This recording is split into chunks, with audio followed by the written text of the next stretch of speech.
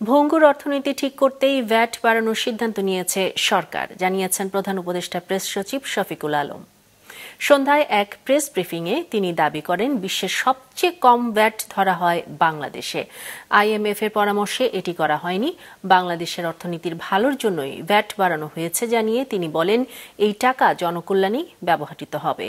এই বৃদ্ধির কারণে মানুষের জীবনযাপন খরচ বাড়লেও সেটি হবে খুব কম, এমন দাবি করে তিনি বলেন, অর্থনীতির স্বাস্থ্য ভালো হলে মূল্যস্ফীতিও কমে আসবে। জানান, পাচার হওয়া অর্থ ফেরত আনতে টাস্ক ফোর্স কাজ করছে।